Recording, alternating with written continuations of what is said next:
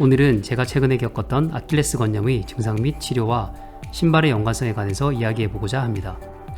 신규로 개발된 샘플 제품을 테스트 차원에서 신고 출장을 다녀왔는데 오래 걷다 보니 순간 아킬레스 건 부위가 붓고 열감이 느껴지면서 몇 시간 지나니 아예 쩔뚝거리면서 걷기가 힘든 상태가 되었습니다. 집에 돌아와서 소염제를 먹고 다음 날부터 신발을 교체하여서 증상을 완화시켰는데 순간 걷지를 못하고 쩔뚝거리면서 걷게 되니 고관절까지 통증이 전해져서 난감했던 순간을 맞이하게 되었었습니다. 아킬레스 건염이나 부상은 서 있고 걷거나 달리면서 또는 스포츠 활동 시에 흔히 발생하는 부상입니다. 특히 한국과 같이 초고령화가 진행되어지고 있는 인구의 평균 연령 증가가 빠른 속도로 진행되어지는 국가에서는 나이에 따라서 점차적으로 약해지고 뻣뻣해지는 근육의 영향으로 아킬레스건의 부상 발병률은 증가하고 있습니다. 이와 함께 젊은 연령층도 다양한 스포츠 활동의 증가에 따라서 아킬레스 건염 발병률이 함께 증가하고 있다고 합니다. 한국건강보험심사평가원 통계에 따르면 2015년 아킬레스 건염 환자 수는 12만 6,575명에서 2018년 14만 4,355명으로 3년 새 14% 이상 증가하였다고 합니다. 아킬레스건은 신체에서 가장 큰 힘줄로서 아킬레스 건염을 방치할 경우 만성화되고 심한 경우에는 파열될 수 있으므로 발 뒤꿈치 위로 통증을 느낀다면 반드시 조기 치료를 하는 것이 필요합니다. 아킬레스 건염의 발생 원인은 아킬레스 힘줄 부분에 스트레스가 지속적으로 가해지게 됨으로써 발생하게 되는데 이는 자신이 감당할 수 있는 수준을 넘어서 운동을 지속하거나 오래 걷는 등산, 마라톤 등의 운동을 반복해서 하는 경우에 자주 나타난다고 합니다. 하지만 이뿐만 아니라 아킬레스 건염은 과체중이나 몸의 자세가 틀어져 있는 경우, 즉 발목에서 아킬레스건으로 이어지는 라인에 정렬이 틀어져 있는 경우 또는 아킬레스건 부분에 닿는 신발의 백 카운터가 아킬레스건을 자극하는 경우나 신발 안에서 아치가 무너지면서 걸을 때 발목 주변이 과하게 흔들리면서 아킬레스건 부분과 신발과의 마찰 등의 이유로 염증이 생겨서 아킬레스건염으로 발전하는 경우 또한 많이 있습니다.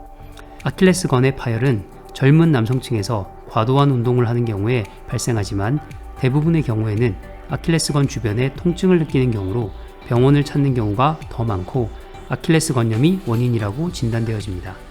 아킬레스건에 통증이 발생하면 가만히 있어도 아킬레스건 주변이 욱신거리고 불편한 통증을 느끼게 되며 걷는 일 자체부터 쉽지 않기 때문에 미리미리 아킬레스건염 예방을 하는 것이 필요하다고 생각되며 발생하게 되면 빠른 대처가 필요한 증상입니다. 그럼 이에 관해서 오리지널 리서치 연구 논문으로 다루어진 신발이 아킬레스건이 부하에 영향을 미치는지에 관한 논문에 대해서 살펴보겠습니다. 이 논문은 클리니컬 저널 오브 스포츠 메디신이라고 하는 스포츠학 분야의 피어 리뷰 의학 저널에 게재된 내용입니다.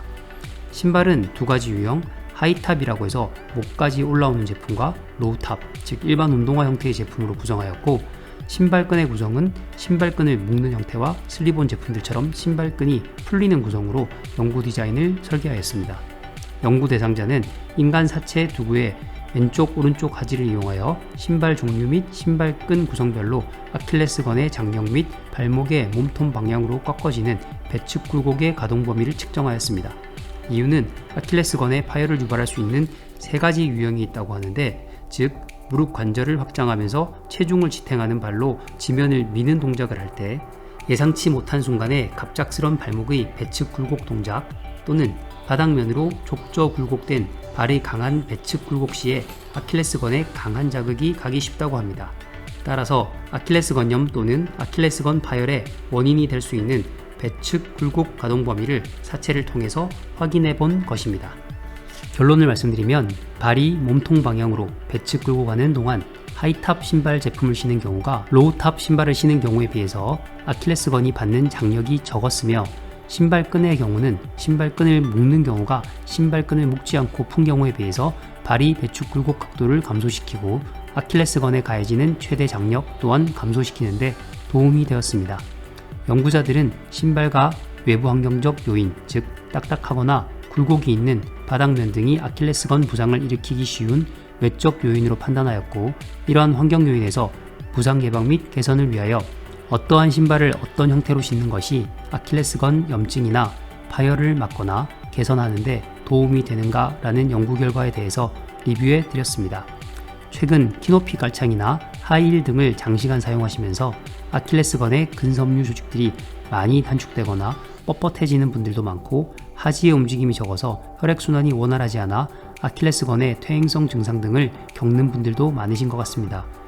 혹시 여러분들도 아킬레스건 주변에 불안정성이 있으시다면 신고 벗기 편하다고 신발끈이 없는 신발이나 발목 부분이 낮거나 잘 서포트가 안 되는 제품들보다는 발목을 잘 잡아주고 신발끈 형태로 발과 발목의 안정성을 높여주는 제품을 사용해 보시는 게 좋을 것 같습니다.